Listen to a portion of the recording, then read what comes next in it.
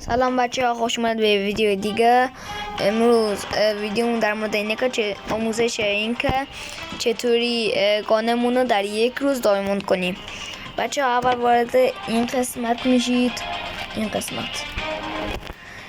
این رنگ رو باید همه رو کامل داشته باشید تا گانتون گل بشه. این اولی برای اینکه این قسمت براتون باز بشه، یعنی همه رنگا باید 600 نفر رو عادی بکشید، همین عادی که همیشه میکشید. و این قسمت دوم باید برای اینکه این قسمت باز بشه باید 50 نفر رو با آتش گانتون بکشید.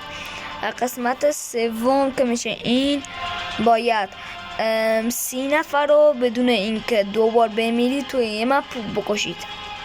و برای قسمت چهارم باید اتچمنت کاملی داشته باشید، یعنی نباید مثلا یک چیزی رو کم داشته باشید، همه اتچمنت رو با کامل داشته باشید. اتچمنت کامل، اگر اتچمنت کامل بود این قسمت براتون باز میشه.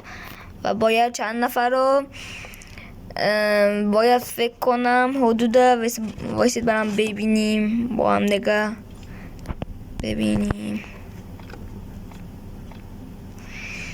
باید چند نفر رو بکشیم. باید 200 نفر رو با اتچمنت کامل بکشیم که اینم خیلی آسون و راحت میتونید انجامش بدید.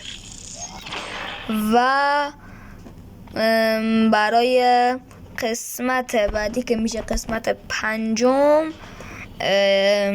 باید 100 نفر رو هدشات کنید، یعنی شلیک به سرشون کنید.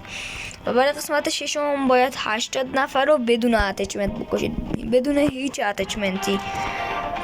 و بعدش این رنگ گلد براتون باز میشه. و برای دایموند کردن گان باید 120 بار در یک مپ برید و 10 تا کیل بگیرید، دوباره بیاید بیرون. من الان 6 بار رفتم 10 تا کیل گرفتم و اومدم بیرون. باید 120 بار این کار رو انجام بدید. ممنون میشم لایک و سابسکرایب کنید تا ویدیو بعد. بای بای.